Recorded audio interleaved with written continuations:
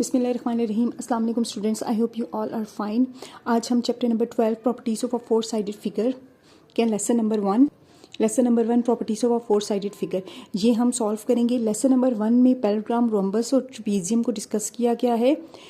इन तीनों शेप्स के बारे में मैंने अपनी लास्ट वीडियो में बहुत डिटेल से इनकी प्रॉपर्टीज़ के बारे में बताया था। इसकी 4 प्रॉपर्टीज़ थी, इसकी भी 4 थी, इसकी 2 प्रॉपर्टीज़ हैं।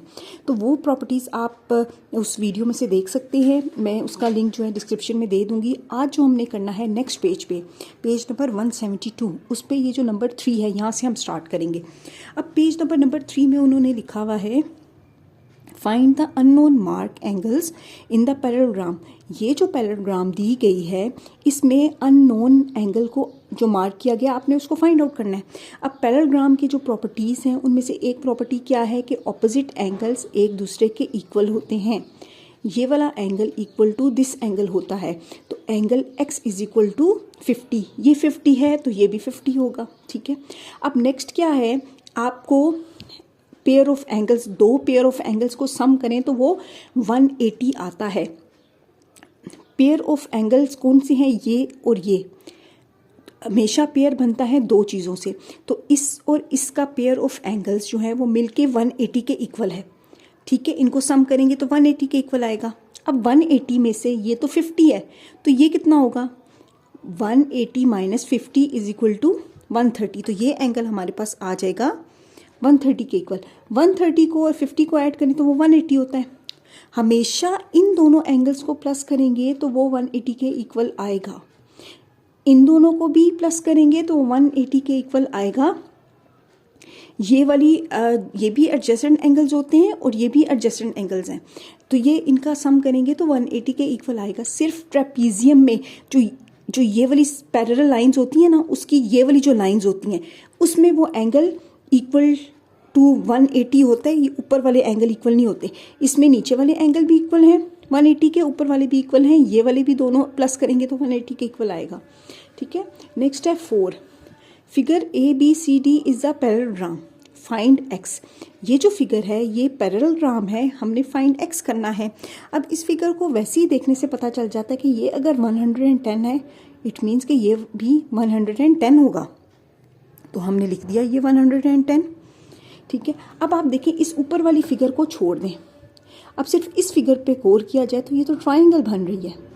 ट्राइंगल कौन सी बन रही है, BCD, ये ट्राइंगल बन रही है। और कोई भी ट्राइंगल है उसके तीनों एंगल्स को आप सम करें तो वो 180 के इक्वल आता है। तीनों एंगल्स कौन कौन से, ये वाला और ये वाला, इन तीनों को आप सम करेंगे तो वो इक्वल्स टू 180 आएगा। तो अब अगर ये भी 30 है, ये 110 है, तो दोनों मिला के कितने हो गए 140। तो ये वाला एंगल तो ईजिली निकाला जा सकता है 140। 180 में से आप 140 माइनस कर दो,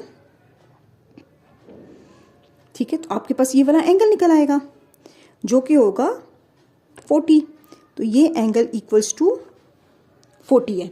अब ये एंगल आपने इसको ये तो मैंने आपको इस शेप से समझाया ना, आपने लिखना कैसे है। जिस भी पॉइंट पे एंगल होता है, इस पॉइंट पे एंगल है ना, तो ये 3 नेम्स लिखे हुए ना BCD, तो जिस भी पॉइंट के एंगल की बात की जा रही होती है उसको हमेशा दरमियान में रखा जाता है। हम अगर C एंगल की बात कर रहे हैं तो हम उसको लिखेंगे BCD, ठीक है, क्योंकि C पर एंगल है, हमने C को लिखना है। अब ये वाला एंगल जो है एंगल A था, तो इसको लिखेंगे हम कैसे, BAD, दरमियान में A है, इसका मतलब ये है कि इस एंगल A की बात हो रही है। तो हमें मालूम है ये दोनों एंगल्स एक दूसरे के इक्वल होते हैं। तो देखें BCD equal to BAD is equal to 110, ये भी 110 है, ये भी 110 है, मैंने आपको बताया था। तो नेक्स्ट अब हमारे पास ये एक ट्राइंगल आ गई थी। अब ट्राइंगल के जो, अब यहाँ पे इन्होंने लिखा हुआ है axis in a triangle BCD, ये ट्राइंगल जो है x इसके अंदर मौजूद है। तो हमें मालूम है the sum of the angles in a triangle is 180। तो ट्राइंगल के एंगल्स को सम करें तो वो इक्वल्स टू 180 होता है। तो इसका मतलब है ये वाला x, ये वाला एंगल और ये एंगल प्लस करें तो इक्वल्स टू 180 आना चाहिए। तो x निकालने के लिए हम क्या करेंगे, 180 में से ये दोनों माइनस कर देंगे। तो 180 में से 30 भी माइनस कर दिया, 110 भी माइनस कर दिया, तो हमारे पास आ गया 40, ये हमारा आंसर है। नेक्स्ट है रोम्बस। अच्छा, रोम्बस में क्या होता है, ये इक्वल लेंथ की होती हैं, लेकिन ये वाले जो एंगल्स हैं वो बस 90 के नहीं होते। स्क्वायर और रोम्बस में बस यही फ़र्क है, स्क्वायर में भी लेंथ 4 साइड्स की इक्वल होती है, रोम्बस में भी लेंथ 4 साइड्स की इक्वल होती है, लेकिन रोम्बस में एंगल 90 का नहीं होता। ठीक है, अब ये डिफरेंट एंगल्स दिए हुए हैं। ये अब हम इसका जो क्वेश्चन है ना उसको सॉल्व करते हैं। Find the unknown mark angles in the rhombus. Rhombus में जो अननोन हमने एंगल मार्क किए हुए वो, अब देखिए ऑपोजिट एंगल्स हमेशा इक्वल होते हैं, तो ये अगर 70 का है तो ए भी 70 का होगा। ठीक है, अच्छा अब इन दोनों एंगल्स को अगर हम प्लस करें तो 180 आना चाहिए। अगर एक 70 है तो दूसरा क्या होगा, 180 में से 70 माइनस कर देंगे तो 110। ये देखिएगा एंगल ए जो है वो क्या है 70, ये एंगल 70 था तो ये वाला भी 70 होगा। ऑपोजिट एंगल्स आर रोम्बस में इक्वल होते हैं, तो ये 70, एंगल ए भी 70, ये हमने बता दिया। नेक्स्ट क्या कि एंगल बी कैसे फाइंड आउट करेंगे, 180 में से माइनस 70 कर देंगे, 110 आ गया एंगल। ठीक है, क्योंकि इन दोनों एंगल्स को जब हम प्लस करते हैं तो 180 आता है। पेज नंबर 174 पे नेक्स्ट है 7, figure EFGH is a rhombus. ये एक रोम्बस है। ठीक है, फाइंड वाई फाइंड आउट करना है। अच्छा, अगर ये रोम्बस है ना, ठीक है, रोम्बस का क्या मतलब ये है कि इनकी 4 साइड की लेंथ इक्वल है। अगर इसकी लेंथ L है तो इस साइड की भी लेंथ L होगी। अगर तो दोनों साइड्स की लेंथ इक्वल हो, 2 साइड्स की लेंथ इक्वल हो, तो वो कौन सी ट्राइंगल कहलाती थी, आइसोसेल ट्राइंगल। ट्राइंगल FGH हमारे पास आइसोसेल ट्राइंगल है। ठीक है, जो आइसोसेल ट्राइंगल होती है ना, ठीक है, उसमें क्या होता है कि इन दोनों साइड्स की लेंथ इक्वल होती है, तो जो यहाँ पे एंगल बन रहा होता है वही यहाँ ऊपर बन रहा होता है। तो ये वाला एंगल अगर 25 का है तो यहाँ ऊपर भी एंगल 25 का ही होगा। ठीक है, अब हम सिर्फ इस ट्राइंगल को ही डिस्कस करें तो सम ऑफ द एंगल्स हर ट्राइंगल का इक्वल्स टू 180 होता है। तमाम ट्राइंगल्स का जो एंगल्स को सम किया जाता है तो वो इक्वल्स टू 180 है। तो आपका ये 25, ये 25, 50 हो गया। 50 को जब हम 180 से माइनस करेंगे तो ये वाला एंगल निकल आएगा। ठीक है, तो ये देखिएगा एंगल FGH, FGH, जी को दरमियान में रखा हुआ है यहाँ पे, क्योंकि जी के पॉइंट पे जो एंगल है हम वो फाइंड आउट करें। तो 180 में से ये वाला भी माइनस कर दिया, वो वाला भी माइनस कर दिया, तो हमारे पास आंसर आ जाएगा 130। तो ये एंगल हमारे पास निकल आया 130 का। अब ये रोम्बस है, ऑपोजिट एंगल्स हमेशा इक्वल होते हैं। ये 130 का है तो ये भी एंगल 130 का होगा। तो हम यहाँ पे लिखेंगे angle Y equals to angle FGH, FGH, तो ये इक्वल्स टू 130, क्योंकि opposite angles of a rhombus are equal, वो इक्वल होते हैं। नेक्स्ट है 8 में कह रहे हैं figure ABCD is a rhombus. ये रोम्बस है, फाइंड CED, फाइंड CED, ये वाला एंगल हमने फाइंड आउट करना है। ठीक है, अगर हमारे पास ये वाला एंगल आ जाएगा तो ये सम ऑफ द ट्राइंगल हम फाइंड आउट कर लेंगे, तो ये वाला एंगल भी इजीली निकल आएगा। अब देखिए ये वाला एंगल है 100, तो इट मीन्स कि ये वाला भी एंगल, पूरा एंगल, ये पूरा एंगल किसके इक्वल होगा, 100 के इक्वल होगा। पूरा एंगल के नेम क्या होगा, DCB। तो एंगल DCB वो किसके इक्वल होगा, वो 100 के इक्वल होगा, क्योंकि ये वाला जो एंगल है वो इक्वल किसके होते हैं, इस एंगल के इक्वल होता है ना। इस एंगल को भी हम लिखेंगे DAB, DAB। ठीक है, इसमें से ये पूरा 100 है, इसमें से ये अगर 60 है तो ये कितना होगा, ये 40 हो जाएगा। तो यहाँ पे हमने लिख दिया ये 40। ठीक है, अब एंगल DCE, एंगल DCE वो कितना होगा, वो हम 100 में से माइनस कर देंगे 60, तो वो रह जाएगा 40। 100 में से 60 को माइनस कर देंगे तो वो रह जाएगा 40। तो ये एंगल हमारे पास 40 रह गया। अब ये एंगल भी हमारे पास आ गया। अब दूसरा जो एंगल हमने फाइंड आउट करना है वो ये वाला है। अब ये वाला एंगल हम कैसे फाइंड आउट करेंगे, अब ऑपोजिट एंगल्स एक दूसरे के इक्वल होते हैं, तो ये वाला एंगल जो D पे बन रहा है वो इक्वल होगा एंगल जो B पे बन रहा है। ये दोनों एंगल एक दूसरे के इक्वल होंगे। ठीक है, अब इक्वल तो हैं, हमें पता चल गया, लेकिन ये एंगल है क्या। आपको मालूम है कि जब इन दोनों एंगल्स को प्लस करते हैं तो हमारे पास क्या आता है 180। ठीक है, हर हालत में जब हम इन दोनों साइड्स के एंगल्स को प्लस करेंगे तो आएगा 180। अब एक 100 है तो दूसरा क्या होगा, 180 में से 100 माइनस करें तो क्या बचता है 80। तो इट मीन्स कि ये वाला जो एंगल है वो 80 ही होगा। ठीक है, हमने मालूम करना था एंगल डी, उसको हम लिख सकते हैं EDC। ठीक है, वो इक्वल है एंगल ABC के। एंगल EDC इक्वल है एंगल ABC के।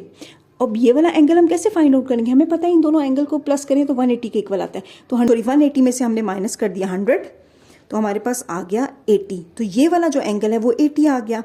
अब हमारे पास यहाँ पे ये वाला जो एंगल है वो भी क्या बन गया है 80। अब सिर्फ इस ट्राइंगल को देखेंगे, ट्राइंगल के तीनों एंगल्स को सम करो तो वो भी किसके इक्वल आता है 180 के इक्वल आता है। तो ये 180 में से माइनस कर देंगे तो ये वाला एंगल निकल आएगा। तो एंगल CED वो कैसे निकलेगा, 180 में से हम माइनस कर देंगे ये वाला एंगल 40 और माइनस कर देंगे ये वाला एंगल 80, तो हमारा आंसर आ जाएगा जो कि है 60। ठीक है, तो आई होप आपको ये बात समझ आएगी। नेक्स्ट हम पेज करते हैं page number 176। Find the unknown mark angles in the trapezium. जो अननोन एंगल्स है ना ट्रेपीजियम में वो हमने फाइंड आउट करनी है। ट्रेपीजियम को डिस्कस करने से पहले मैं बता दूं इसमें सिर्फ एक पेयर ऑफ लाइन पैरेलल होती है, ये वाली लाइन इसके पैरेलल होती है। ये दोनों लाइंस ना तो इक्वल होती हैं ना ही ये पैरेलल होती हैं। ठीक है, और ट्रेपीजियम में क्या होता है, इन दोनों को आप ऐड करेंगे तो इक्वल टू 180 आएगा। ये एंगल और ये एंगल ऐड करेंगे तो 180 के इक्वल आएगा। इसी तरह से ये एंगल और ये एंगल भी ऐड करेंगे तो 180 के इक्वल आएगा। इन दोनों को ऐड करें तो ये 180 के इक्वल नहीं आएगा। सही है, तो याद रखना है ट्रेपीजियम में यही एक फ़र्क है। बाकी सब शेप्स में तो 180 के इक्वल आता है, ट्रेपीजियम में नहीं आता। तो इन दोनों एंगल को हमने प्लस किया तो वो इक्वल टू 180 आएगा ना। तो अगर एक एंगल 120 है तो दूसरा क्या होगा, 180 में से 120 माइनस कर दो 60, तो ये एंगल बन गया 60। इसी तरह से ये और ये इन दोनों को सम करें तो 180 आता है। तो सिर्फ ये निकालना हुआ तो 180 में से 55 को हम माइनस कर देंगे, 180 में से 55 को माइनस कर देंगे, 125 हमारा आंसर है। अब हम करते हैं नंबर 12। नेक्स्ट है 12, figure PQR is trapezium, find G. हमने जी फाइंड आउट करना है। जी कौन सी वैल्यू है, ये स्मॉल वैल्यू है। ठीक है, हमने ये एंगल फाइंड आउट करना है। अब यहाँ पे हमें फर्स्ट लुक में हम देखते हैं तो ये हमारे पास एक ट्राइंगल बन रही है और इस ट्राइंगल में हमें ये दो एंगल्स पता है, तो हम तीसरा खुद ब खुद फाइंड आउट कर सकते हैं ना। ठीक है, हमें पता है सम ऑफ एंगल्स इक्वल टू 180 होता है। तो ये दो अगर पता हो तो ये वाला फाइंड आउट कैसे हम कर सकते हैं, 180 में से हम माइनस कर देंगे 25 भी और 50 भी। तो ये एंगल जो ये अंदर वाला एंगल है सिर्फ, ठीक है, ये अंदर वाला पूरा एंगल नहीं, सिर्फ ये ट्राइंगल के अंदर वाला एंगल वो आ जाएगा इक्वल्स टू 105। तो ये अंदर वाला जो एंगल है वो 105 है, राइट। नेक्स्ट, अब ये ट्राइंगल तो होगी सॉल्व। दूसरी बात हमें ट्रेपीजियम के बारे में ये भी मालूम है कि ये वाला एंगल और ये जो पूरा एंगल होगा, पूरा एंगल यहाँ से लेके यहाँ तक ये पूरा एंगल, इन दोनों एंगल्स को अगर सम करें तो इक्वल्स टू 180 आता है। ठीक है, अब एक अगर 50 हो तो दूसरा कैसे निकालेंगे हम, 180 में से 50 को माइनस करके। तो 180 में से अगर हम 50 को माइनस करें तो हमारे पास आ जाता है 130, यानी ये फुल एंगल जो है वो 130 के इक्वल है। फुल एंगल 130 है, ये जो अंदर वाला एंगल है ये 105 है। तो 130 में से ये अंदर वाला एंगल अगर हम माइनस कर दें तो ये वाला एंगल नहीं निकल आएगा। ये फुल एंगल 130 में से ये अंदर वाला एंगल अगर माइनस कर दें तो ये वाला एंगल निकल आएगा। ठीक हो गया, तो 130 फुल एंगल है, अंदर वाला एंगल जो स्मॉल एंगल है ट्राइंगल वाला वो 105 है। 130 में से 105 करें तो हमारे पास आंसर क्या आता है 25। ये एंगल 25 हमने फाइंड आउट कर लिया। अब इसको एक्सप्लेन कैसे करना है, ठीक है। अब आप देखें ये एक ट्राइंगल थी, ठीक है, SQR, ये सबसे पहले मैंने एंगल फाइंड आउट किया था। तो वो कैसे फाइंड आउट किया था, 180 में से 25 भी और 50 भी माइनस करके, 180 में से 25 और 50 माइनस करके 105 एंगल आ गया। ये अंदर वाला SQR आर। अब हमें चाहिए ये बड़ा एंगल पी क्यू आर, वो कैसे फाइंड आउट करेंगे? पी क्यू आर कैसे फाइंड आउट करेंगे? 180 में से माइनस कर देंगे 50 को, तो वो आ जाएगा 130। ठीक है, अब हमने तो सिर्फ ये स्मॉल वाला एंगल फाइंड आउट करना था, तो ये फुल एंगल 130 में से ये स्मॉल सा एंगल 105 माइनस कर दें तो ये वाला एंगल निकल आता है 25। तो 130 में से माइनस कर देंगे 105 तो हमारा एंगल आ जाएगा 25। ये हमारा आंसर है। आई होप आपको ये क्वेश्चन समझ आया होगा। नेक्स्ट जो पेज नंबर 177 पे ये प्रैक्टिस क्वेश्चन है, ये मैं नेक्स्ट वीडियो पे आपको सॉल्व करवाऊंगी, तो उसका लिंक मैं डिस्क्रिप्शन में अटैच कर दूंगी। Thank you for watching.